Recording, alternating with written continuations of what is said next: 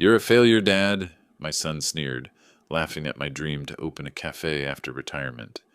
3 months later, with my cafe thriving, he begged for a job, humiliated, broke, desperate. I looked into his eyes, saw his betrayal, and said one word: no. Buford's dream isn't just a cafe, it's a reckoning.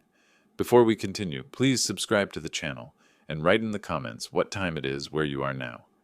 And I don't care what you think about my age. Buford's voice cracked as he slammed the folder onto the kitchen table. Coffee sloshed from Michael's mug, spreading a dark stain across the carefully organized business documents. Michael stood frozen halfway through, removing his jacket, briefcase still clutched in his left hand. "Dad, what are you talking about?" "I want to open a cafe." The words tumbled out before Buford could second-guess himself. "I know it sounds crazy at my age, but I've been planning this for months. Look at these numbers." Weathered fingers trembled slightly as Buford spread papers across the scratched linoleum table. Profit projections, menu ideas, location scouting notes, everything he'd researched during those sleepless February nights. The folder's edges were worn from constant handling. Michael's briefcase hit the floor with a dull thud.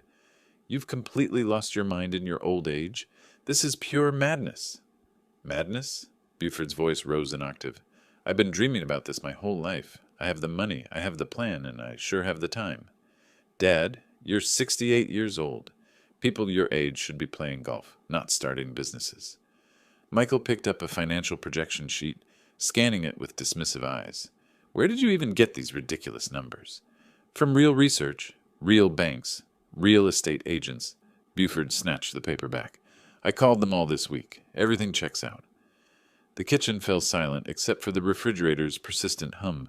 Michael's face shifted from confusion to something harder, more calculating. He pulled out a chair and sat down heavily. "How much money are we talking about here?" $150,000 for the loan. I'll put down 30 from my savings." "Your savings?" Michael's voice dropped to a dangerous whisper. "Dad, that money needs to last you the rest of your life. What happens when this fantasy fails and you're broke?" Buford felt heat rise in his chest. "It won't fail. I've thought about every detail. Come on, let me show you the location."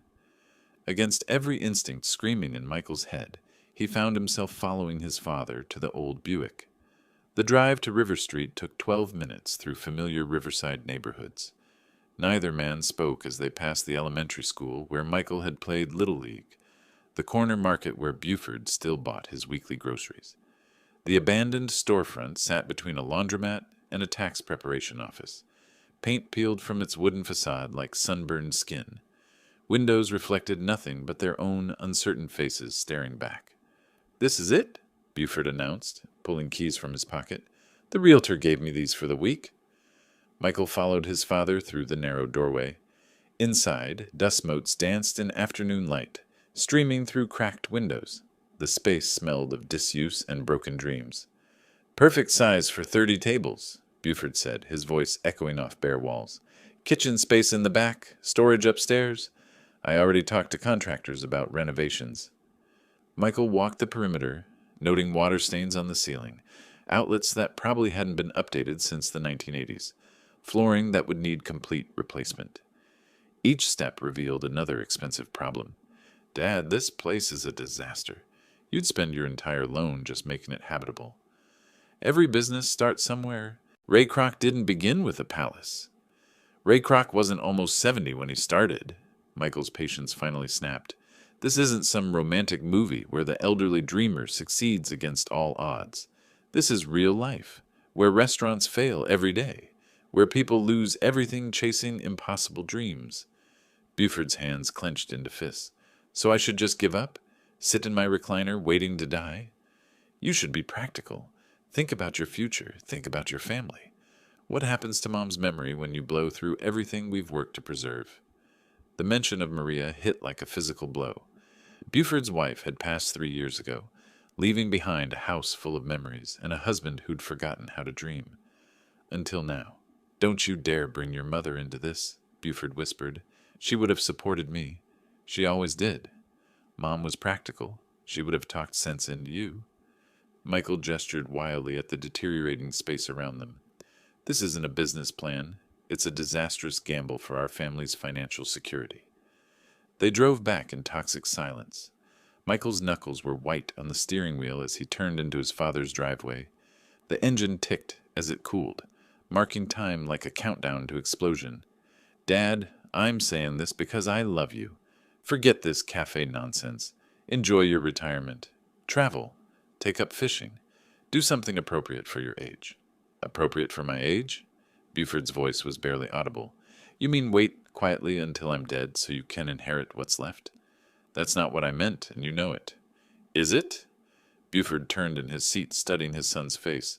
You're a failure. You'll never succeed. Don't you dare waste my entire inheritance on some stupid cafe. The words hung between them like a blade. Michael's mouth opened, then closed. His face flushed red, then pale. Get out of my house, Buford said quietly, and don't come back until you apologize. Dad, Get out! Michael sat for a moment longer, then opened the car door. He walked slowly to his own vehicle, never looking back. Buford watched from his kitchen window as taillights disappeared into gathering February dusk. The business plan lay scattered across his table, coffee-stained but intact. Dreams, it seemed, were more resilient than family relationships.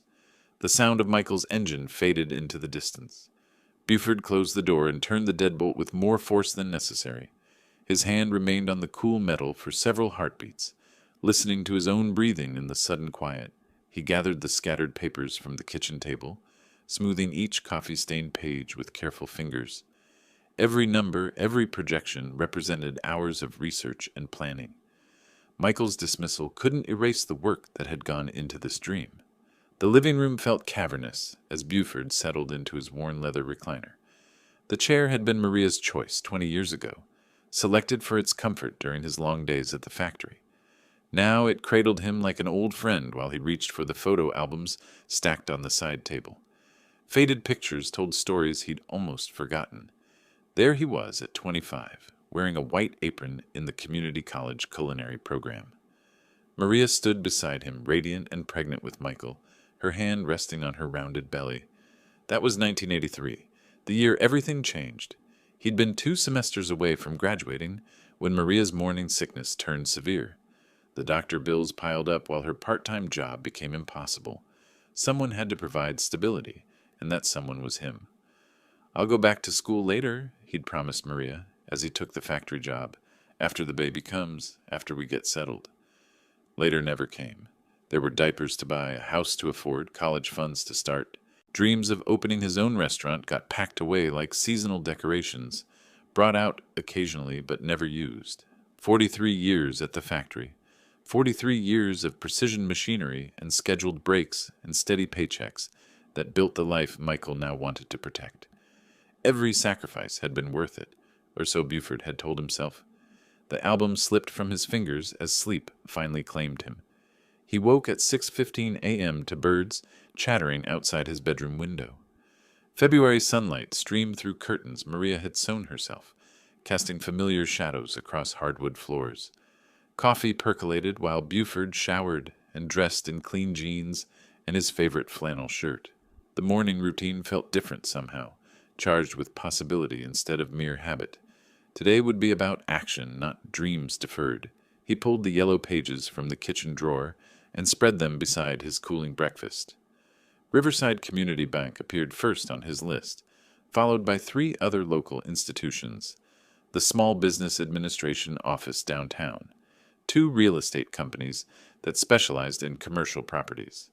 Good morning, Riverside Community Bank. This is Patricia speaking. Hello, Patricia. My name is Buford Ruiz. I'd like to schedule an appointment to discuss a business loan. Certainly, Mr. Ruiz. What type of business are you looking to start? A cafe, American comfort food with some Mexican influences. The words felt natural, confident. I have a complete business plan ready for review. Patricia's keyboard clicked softly in the background. I have an opening next Thursday morning at 9:30 with our commercial lending officer, Ms. Chen. Would that work for you? Perfect. Buford wrote the appointment in his calendar with steady handwriting. What documentation should I bring? The conversation lasted 15 minutes. Tax returns from the last 3 years, bank statements, credit reports, detailed financial projections. Buford took notes in the margins of his business plan, creating a checklist for success. The second call went to the Small Business Administration.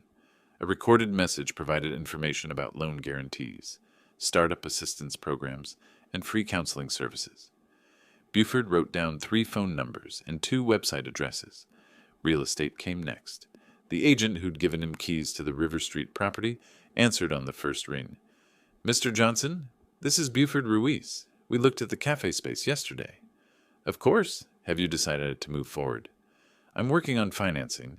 Can you send me the complete property details and recent comparable sales in that area?" "I'll email everything this afternoon. The owner is motivated to sell, especially to someone with serious restaurant experience." Buford didn't correct the assumption about his experience.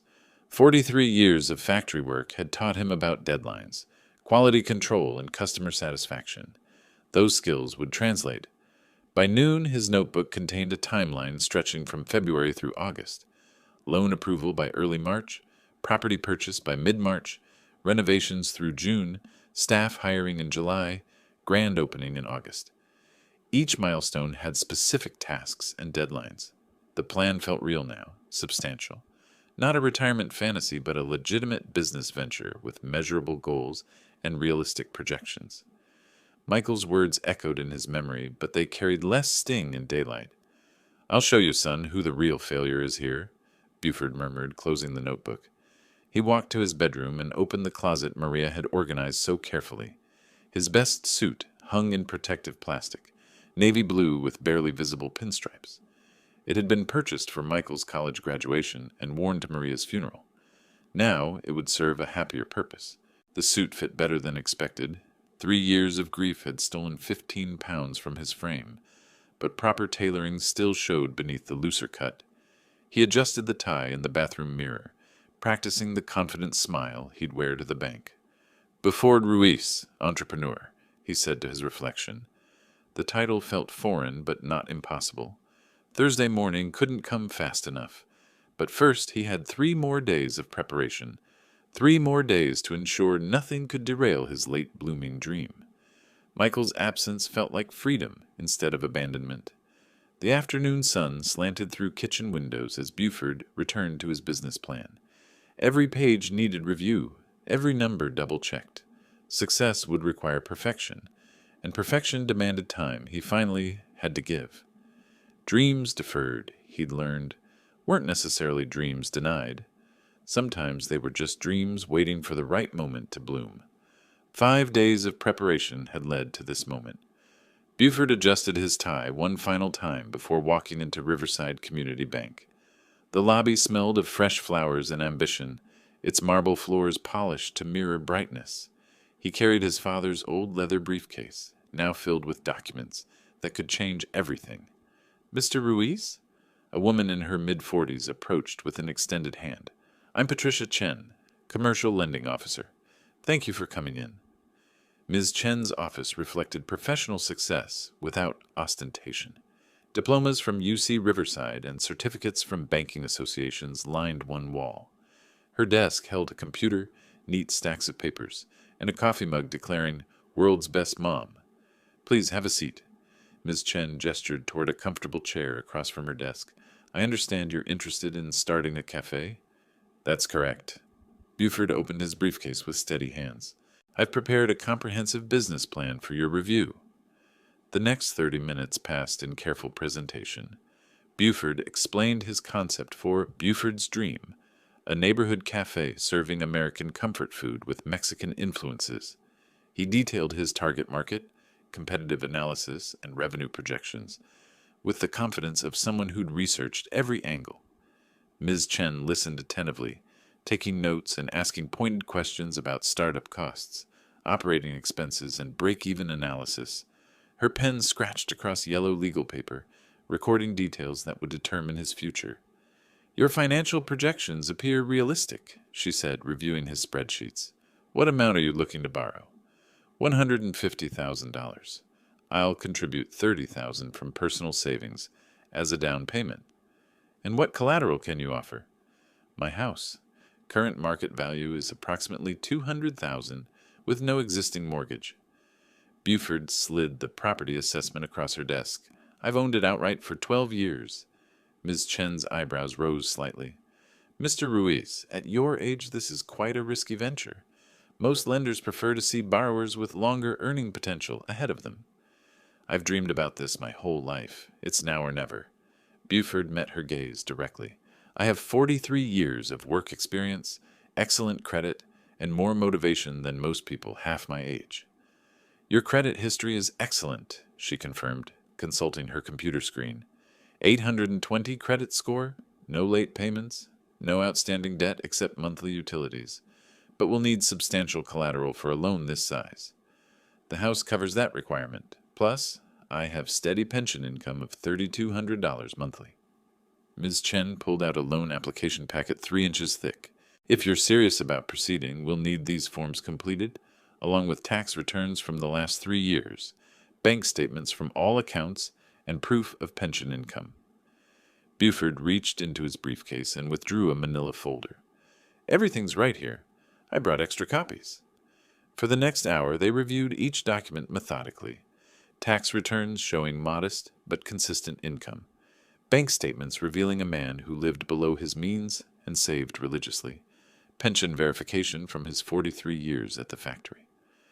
This is unusually thorough preparation, Ms. Chen admitted. Most applicants require multiple meetings to gather this documentation. I believe in being prepared. Buford signed his name on the preliminary application with a steady hand. When can I expect a decision?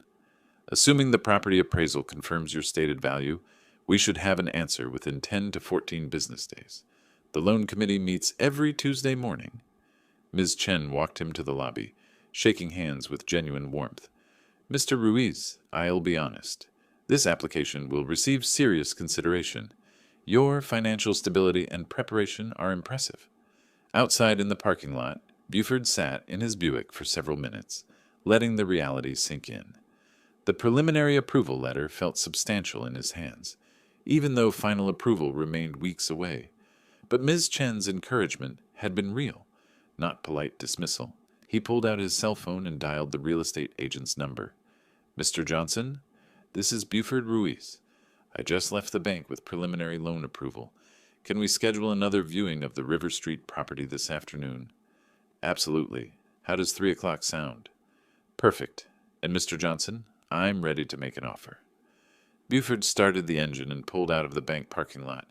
In his rearview mirror, he could see Ms. Chen's office window on the second floor. She was probably already entering his information into the system, beginning the process that would transform his dream into reality. The radio played soft jazz as he drove through downtown Riverside toward home. Every building, every street corner looked different now, like a neighborhood where he might soon belong as a business owner instead of just a retiree. At the next red light, he reached for his phone again.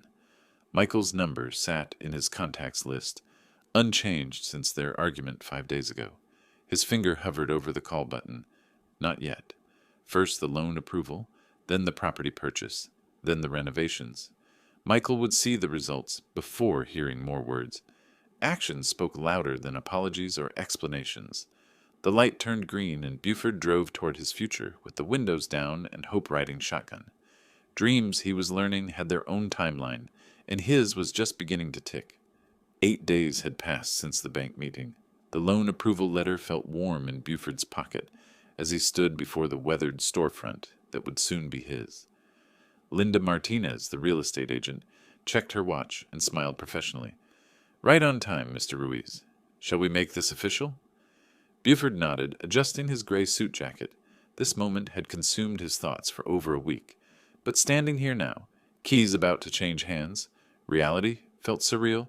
This building has real potential, Linda said, unlocking the front door. The previous owner ran an antique shop here for 15 years. Good bones, solid foundation. Sunlight streamed through dirty windows, illuminating dust particles that danced like celebrations in the still air.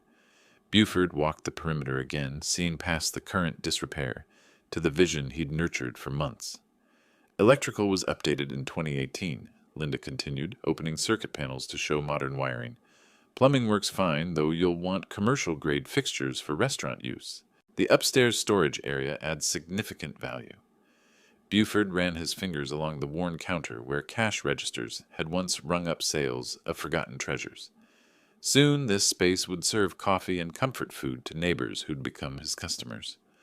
"I see opportunity here, not ruins," he said, more to himself than to Linda. She spread closing documents across a makeshift table they'd set up near the front window. Purchase agreement, deed transfer, insurance verification, utility connection authorizations. Each signature brought him closer to ownership. "Final purchase price is $89,000, Linda confirmed, reviewing the paperwork one last time. "Your loan covers this amount plus closing costs. Everything appears in order." Buford signed his name with steady hands, watching as nearly 7 decades of dreams crystallized into legal reality. The pen felt substantial, important, like a tool that could reshape the future. "Congratulations, you're now the owner." Linda handed him a brass keyring with 3 keys attached. "Front door, back entrance, and upstairs storage.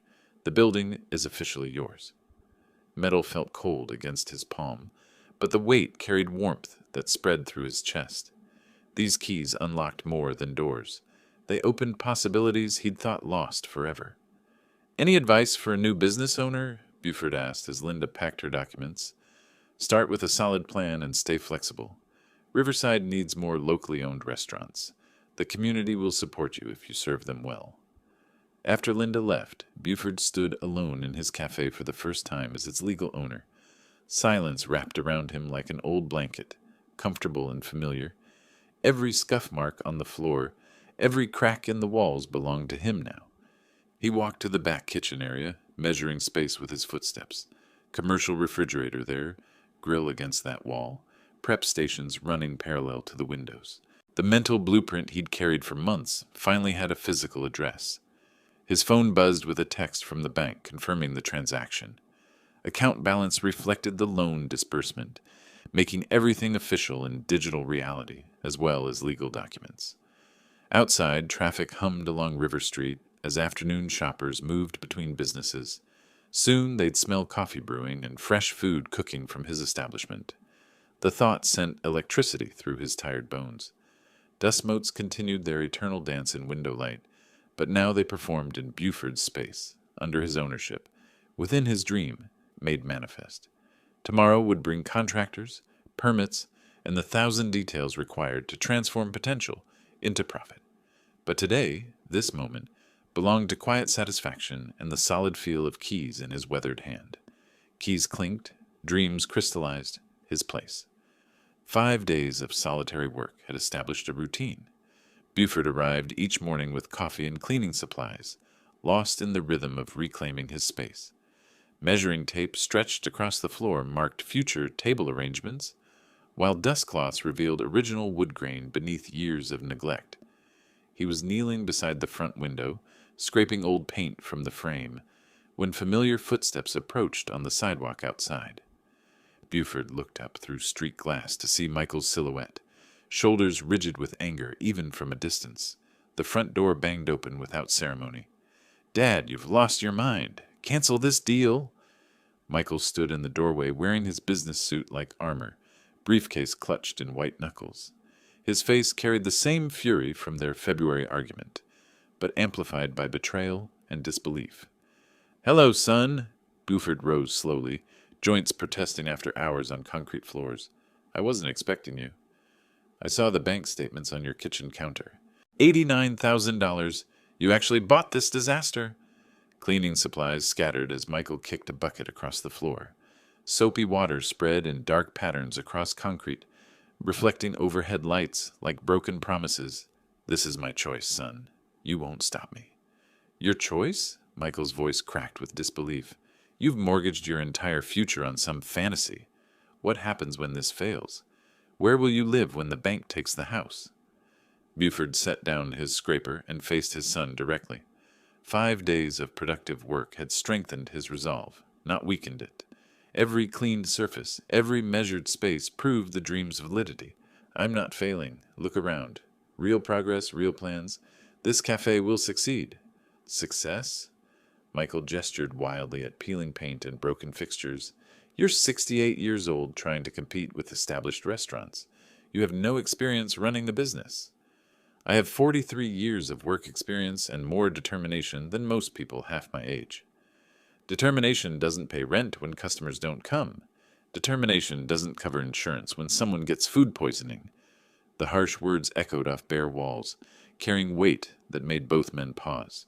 Michael's breathing was rapid, almost panicked, while Buford remained steady despite the verbal assault. "You're scared," Buford said quietly. "Scared I might actually succeed without your permission. I'm scared you'll destroy everything Mom and you built together. This house, your savings, your security, all wasted on childish dreams. Don't bring your mother into this again." Buford's voice dropped to a dangerous whisper. "Maria would have supported my happiness, not tried to control it." Michael pulled out his phone and began dialing. "I'm calling Dr. Rodriguez.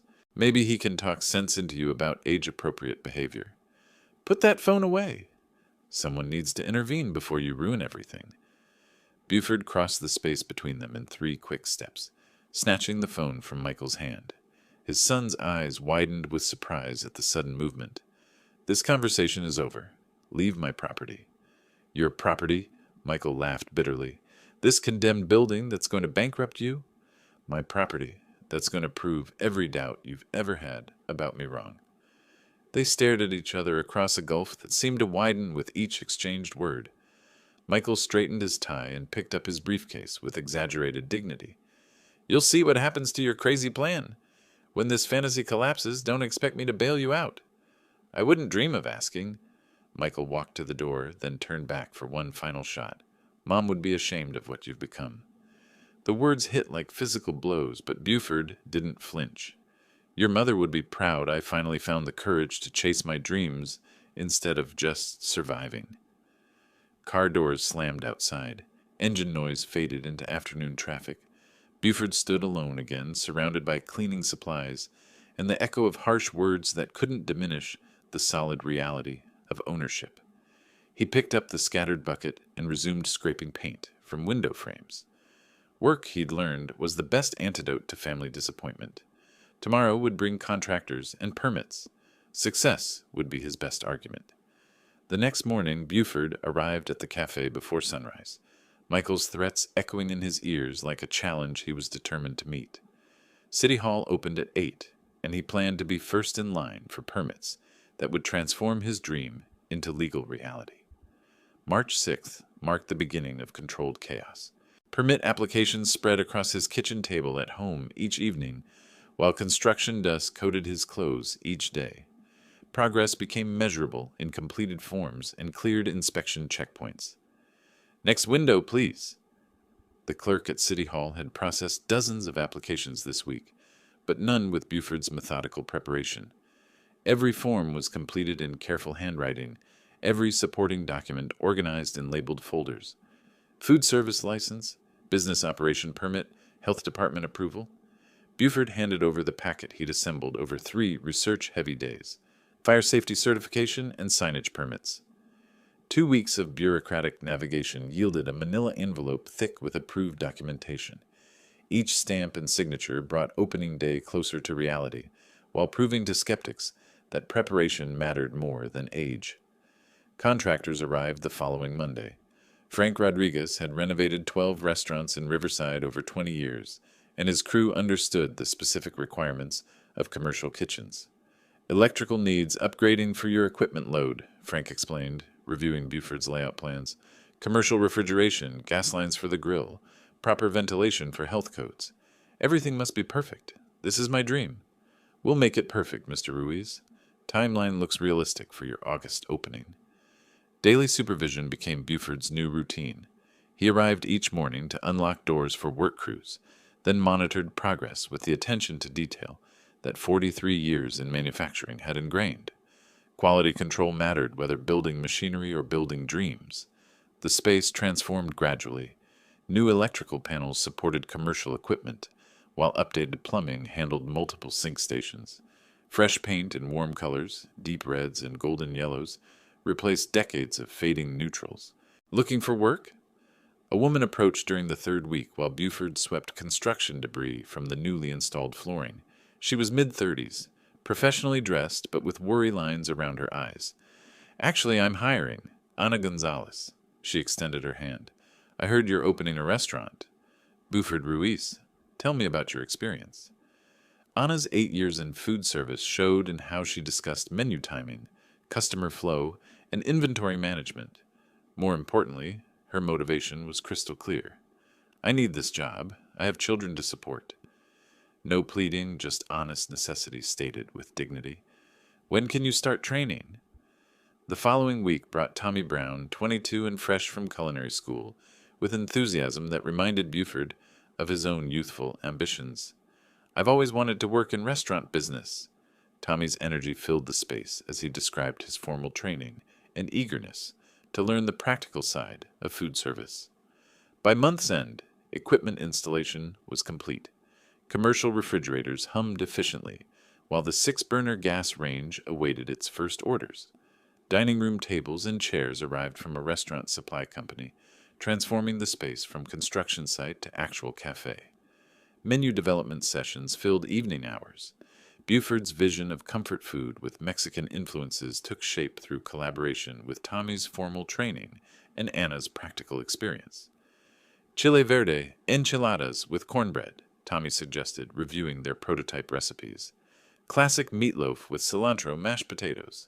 Familiar flavors with unexpected touches. Pricing needs to work for families, Anna added pragmatically. Riverside isn't Beverly Hills. People want quality they can afford.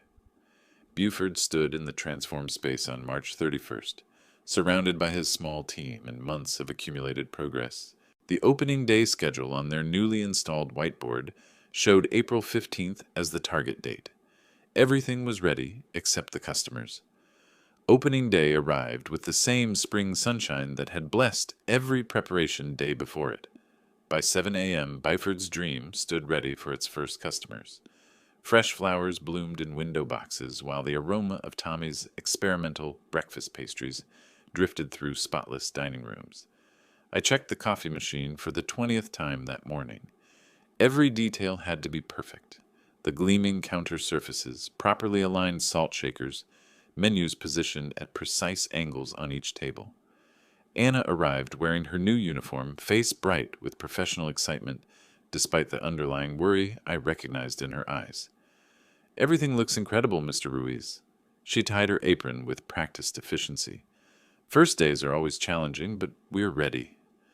Tommy emerged from the kitchen carrying a tray of sample breakfast items, his enthusiasm infectious even at this early hour.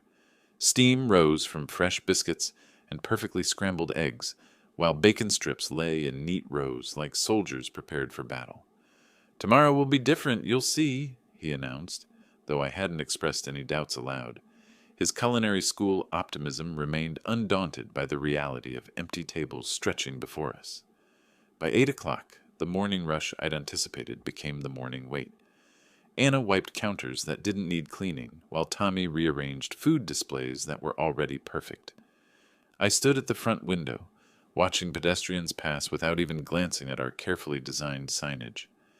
Maybe they don't know we're open yet, Anna suggested, but her voice carried less conviction than her words.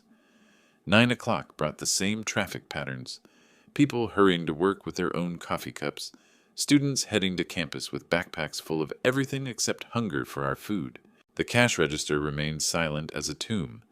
Tommy kept cooking, determined to have fresh options available when customers finally arrived. Pancakes, omelets, hash browns, a full breakfast spread that would feed 30 people. The smell alone should have drawn crowds, but River Street remained indifferent to our efforts. The lunch crowd will be different, I told myself, checking the wall clock for the 100th time. Business people need convenient meals. Families want affordable options. Anna nodded supportively, but I caught her glancing toward the empty tip jar. With increasing frequency, she had children depending on this job, bills that wouldn't wait for customer discovery of our existence. 11 o'clock arrived with lunch preparations, but no lunch customers. Tommy had prepared enough food for a busy restaurant, but we served exactly 0 meals. The pristine dining room mocked our preparations with its perfect emptiness. Maybe Michael was right after all. The words escaped before I could stop them. Don't say that. Anna replied firmly. Every new business takes time to build clientele. Rome wasn't built in a day. But Rome's builders probably had customers, I thought bitterly. They probably didn't invest their life savings in dreams that nobody wanted to share. 2 o'clock brought the afternoon shift, or would have, if we'd needed one. Instead, we three stood in our beautiful, empty cafe, like actors performing for an audience that never bought tickets. The coffee grew cold in its carafes, while lunch specials dried under heat lamps. Should we close early? Tommy asked quietly, his morning enthusiasm finally dimmed by reality. No. The word came out harsher than intended. We stay open until 6 as planned. Professional businesses maintain consistent hours. But professionalism felt hollow when profit was non-existent and purpose seemed misguided. Every dollar spent on ingredients, every hour of preparation time, every dream invested in this venture appeared wasted on a community that had no interest in Buford's. Dream. 6 o'clock arrived like a death sentence. I locked the front door while Anna and Tommy cleaned equipment that had barely been used. The day's receipts totaled exactly $0.00. Same time tomorrow? Anna asked, though uncertainty colored her professional demeanor. Same time tomorrow, I confirmed, hoping my voice carried more confidence than I felt. Standing outside my cafe, looking back through windows at empty tables and unused chairs, I wondered if Michael's harsh predictions were about to prove prophetic. Perhaps dreams deferred really were dreams denied. The keys felt heavier in my hand than they had on purchase day. The next morning arrived with the same sunshine, but Buford's enthusiasm had dimmed to dutiful determination. I unlocked the cafe doors with less fanfare and more resignation than yesterday's grand opening ceremony. Anna arrived precisely on time, despite yesterday's discouraging results. Her loyalty meant everything, especially when my own confidence was shaken. Tommy bounded through the back entrance with renewed energy, convinced that yesterday was merely unfortunate timing. Second day jitters, he announced cheerfully. Happens to everyone. I wanted to share his optimism, but empty cash registers spoke louder than positive thinking.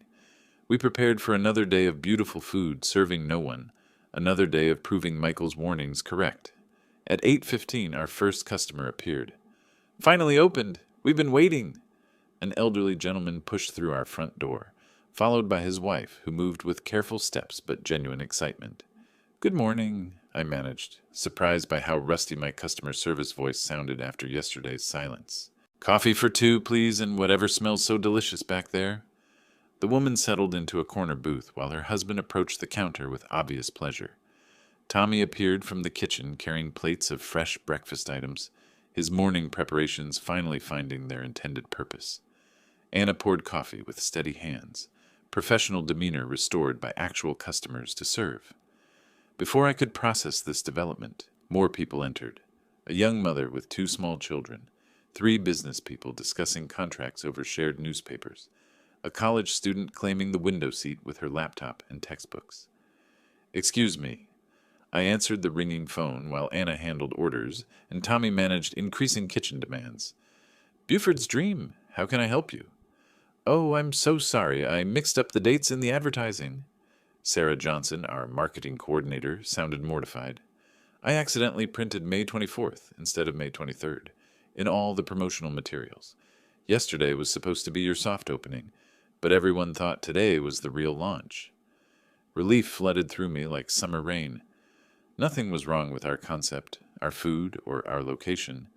A simple printing error had cost us opening day customers, but hadn't damaged our fundamental business model. Thank you for calling, I said, watching Anna skillfully manage 3 tables, while Tommy sent out plates of steaming food. We're handling the situation.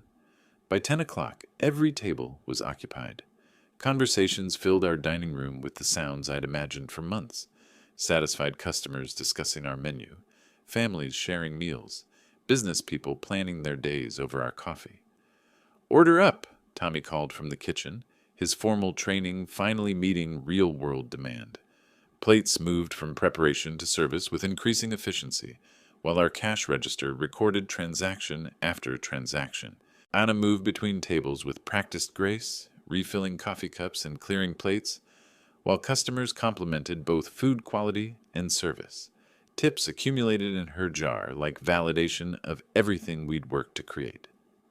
"Best eggs Benedict in Riverside," one customer announced to his dining companion. "This place is going to be popular."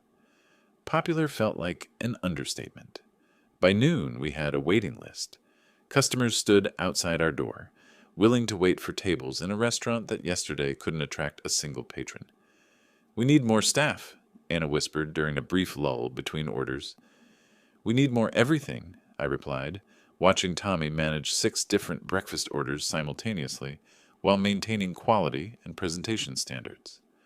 The lunch rush merged with extended breakfast service until afternoon brought steady streams of new customers. Students discovered our student-friendly prices, while retirees appreciated our comfortable atmosphere and generous portions. At closing time, I counted receipts with hands that trembled from exhaustion rather than anxiety. Our first real day had generated enough revenue to cover operating costs plus a modest profit. More importantly, customer comments suggested repeat business was virtually guaranteed. "Same time tomorrow?" Anna said, but this time her question carried excitement rather than uncertainty. "Same time tomorrow," I confirmed, meaning every word. Standing in my successful cafe, surrounded by evidence of community acceptance and business viability, I finally understood that dreams weren't about proving skeptics wrong. They were about creating something valuable that people actually wanted. Tomorrow would bring new challenges, but tonight belonged to celebration. 18 days of steady success had transformed the cafe from hopeful experiment to neighborhood institution.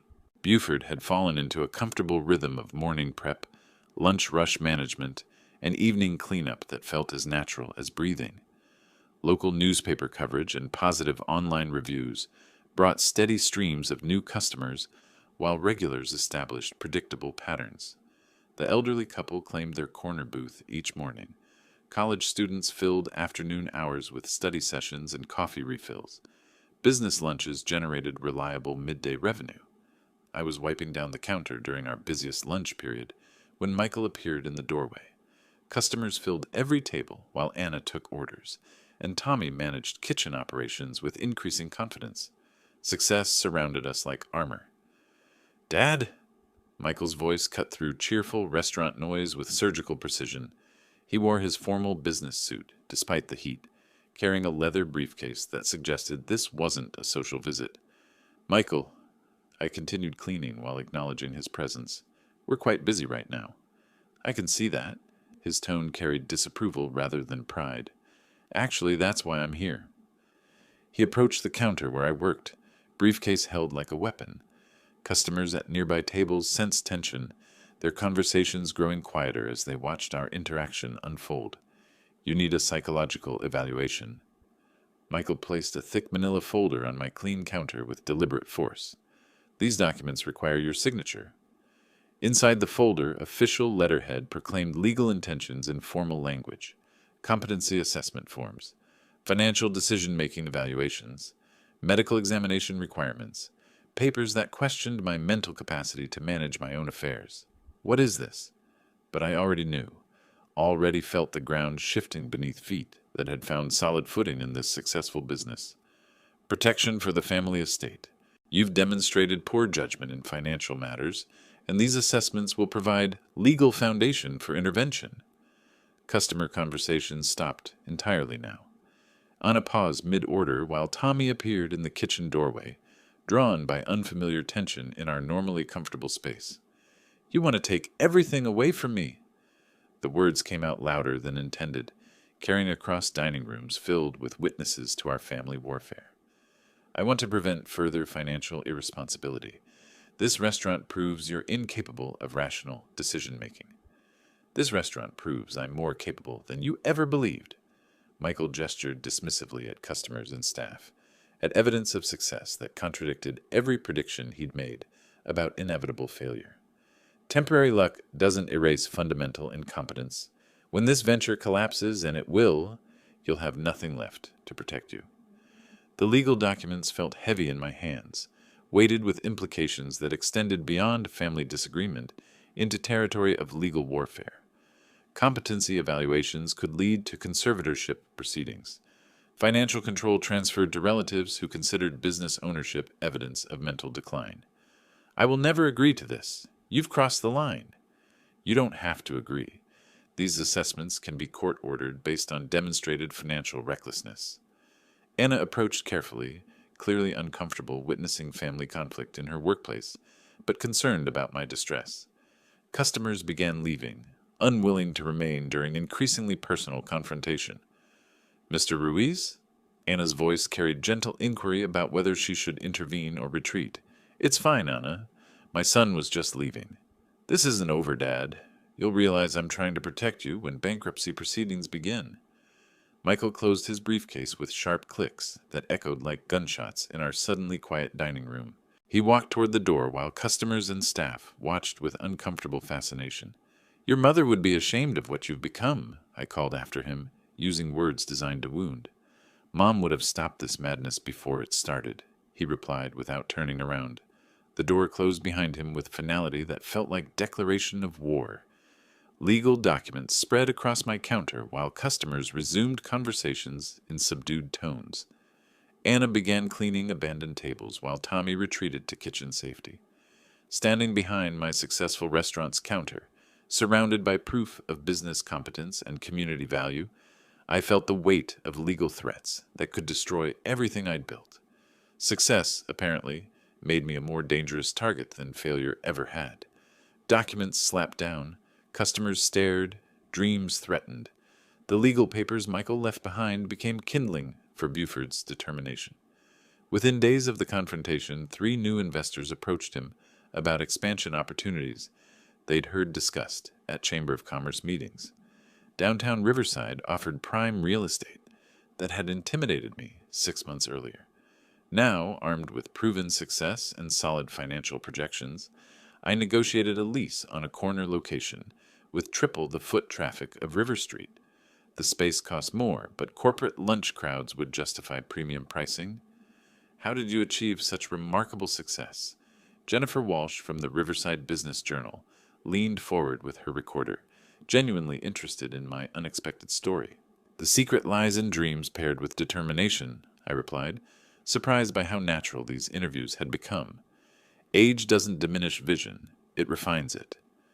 Anna had earned promotion to assistant manager, coordinating between both locations while Tommy developed our catering menu for local offices. 6 new employees brought energy and skills that transformed our operation from family restaurant to legitimate business empire.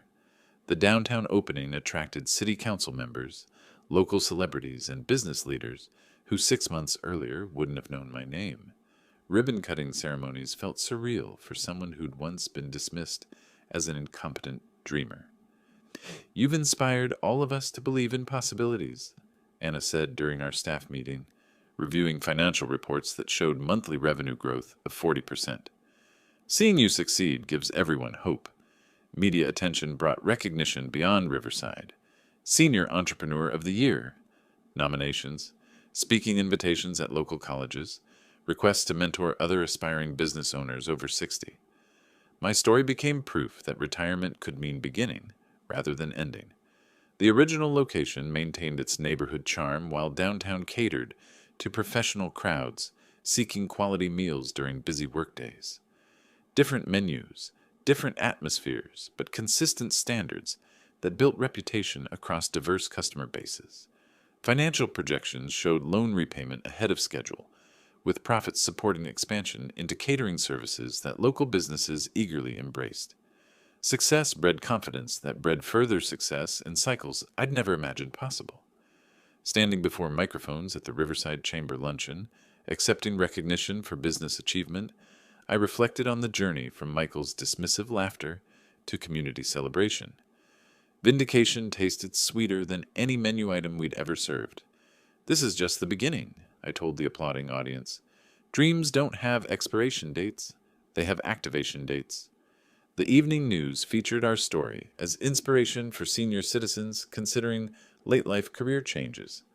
Phone calls came from retirees across California seeking advice about pursuing postponed ambitions. August arrived with summer heat and unprecedented success. Both locations operated at capacity while catering requests exceeded our ability to fulfill them.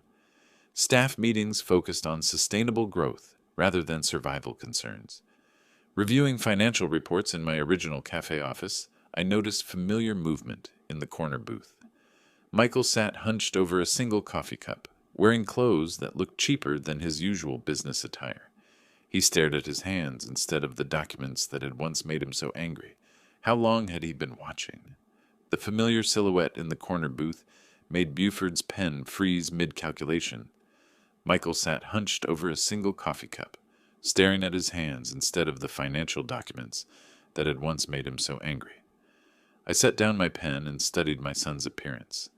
Gone was the expensive business suit, replaced by casual clothes that suggested financial constraints. His shoulders curved inward with defeat, while fingers traced nervous patterns on the worn table surface. "Michael?" I didn't move from my desk, letting him choose whether to approach or flee. "Dad."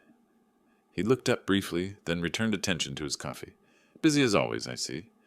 "Business requires attention." I gestured at spreadsheets showing revenue from both locations. "Success doesn't maintain itself." "No, I suppose it doesn't." His voice carried none of the aggressive confidence from our last encounter. "Congratulations on the expansion. Downtown location looks impressive. You've been watching?" Hard to miss the media coverage. "Local senior builds restaurant empire." Quite the headline. We sat in uncomfortable silence while afternoon light shifted through windows he'd once threatened to take away through legal manipulation. The irony wasn't lost on either of us. "I was fired for trying to have you declared incompetent." The words emerged without preamble, as if he'd been rehearsing them. "Corporate investigation found I'd violated policy by using company resources for personal legal matters." I nodded without surprise. Actions have consequences. 6 weeks without income. Behind on mortgage payments. Kids' school expenses piling up. Sarah had to find work after years of staying home. Each admission seemed to cost him physical effort. Difficult situation. I kept my voice neutral, offering neither sympathy nor judgment. I lost everything because of my stupidity. Michael finally met my eyes directly. "Everything I tried to protect from your reckless dreams disappeared because I couldn't accept your right to pursue them." The afternoon lull between lunch and dinner rushes left us essentially alone. Anna worked quietly at the front counter while Tommy prepared for evening service, both pretending not to hear our conversation. "You inflicted the greatest damage on yourself," I said quietly. "I merely proved you wrong about my capabilities." "More than proved. You built something remarkable." He gestured at the bustling success surrounding us, something I tried to destroy out of fear and control. "Fear makes people act against their own interests." "Fear and arrogance." Michael's laugh carried bitter recognition. "I was so certain you'd fail that I sabotaged my own career, trying to prevent what turned out to be your greatest success." The weight of unspoken requests hung between us like fog. Michael needed help. That much was obvious. Whether he'd directly ask remained uncertain, as did my response if he found the courage. "The children miss their grandfather," he said softly. "They don't understand why we stopped visiting. Children shouldn't suffer for their parents' mistakes." "No, they shouldn't." Michael stood slowly, coffee barely touched. "I should let you get back to your work." He walked toward the door with obvious reluctance, pausing at the threshold to look back. Questions hung in his eyes. Unasked pleas for forgiveness, employment, financial assistance. All the things his pride still prevented him from voicing directly. I returned to my spreadsheets without offering what he couldn't bring himself to request. 15 minutes later, the door chimed again. 15 minutes after Michael left, the cafe door chimed again. Buford didn't need to look up from his papers to know his son had returned to finish the conversation they'd both been avoiding. "Dad?" Michael's voice carried resigned determination. Could we talk properly?" I closed my financial reports and gestured toward the chair across from my desk. This time he sat down instead of hovering near exits like a guilty teenager. "I need to ask you something directly." Michael's hands trembled slightly as he spoke. "I know I have no right after everything I've done, but you need help." "Yes." The admission seemed to deflate him further. Please give me any job, even washing dishes. Minimum wage, night shifts, whatever you can offer. I'm desperate. I studied his face, seeing genuine humility for the first time in our adult relationship. The arrogant business executive had been replaced by a desperate father, facing consequences of his own actions. You want to work here, in the restaurant you called my suicide mission? I want to work anywhere you'll have me. I understand food service from watching your success. I'm willing to learn any position that doesn't require public interaction. Why should I trust you? I leaned back in my chair, enjoying the reversal of power dynamics. You tried to have me declared mentally incompetent. You used legal threats as weapons against your own father. Because I was wrong about everything. Michael's voice cracked with emotion. Wrong about your abilities. Wrong about the business. Wrong about what family should mean. Being wrong doesn't erase damage done. No, it doesn't. He stared at his hands again. But I'm hoping mercy might. The afternoon shadows lengthened while I considered his request. Around us, the cafe hummed with quiet efficiency. Clean dishes stacked properly, fresh coffee brewing, tomorrow's prep work beginning, all evidence of competence he'd once questioned. I cannot forget all the damage you caused me. My voice remained steady, final. The legal threats, the public humiliation, the attempts to steal my independence and dignity. Dad, please. You called me a failure who would never succeed. You threatened everything I'd worked to build. I stood, walking to the window, overlooking the success he'd tried to prevent. Now you know what it means to be called a failure. Michael's shoulders sagged with understanding. You're saying no. I'm saying justice has been served. I turned back to face him. You destroyed your own career trying to destroy mine. You lost your financial security attacking mine. The consequences you're experiencing are entirely of your own making. What about forgiveness? What about family? Family loyalty works both ways. You showed me none when I needed your support, so I'll show you none now that you need mine. Michael stood slowly, accepting what we both knew was a permanent answer. No appeals, no future reconsiderations, no hope for reconciliation through employment or financial assistance. I understand. His voice was hollow but dignified. I brought this on myself. Yes, you did. He walked toward the door for the final time, pausing only to look back at the thriving business that represented everything he'd once scorned and now desperately needed access to. For what it's worth, I'm genuinely proud of what you've accomplished. It's worth very little, coming this late. Michael nodded and pushed through the door into the August evening. I watched through the window as he walked to his car, a cheaper model than his previous luxury vehicle, another consequence of choices that had backfired spectacularly. Standing alone in my successful cafe, surrounded by the tangible proof of dreams achieved despite family opposition, I felt the deep satisfaction of justice delivered through consequences rather than revenge. Some wounds to family trust cannot be healed by apologies or desperation. The greatest failures are often those we inflict upon ourselves through pride and disrespect for others' dreams. Request made, answer given, justice served. If you like this story, please like this video, subscribe to the channel, and share your impressions of this story in the comments. To listen to the next story, click on the box on the left. Thank you for watching.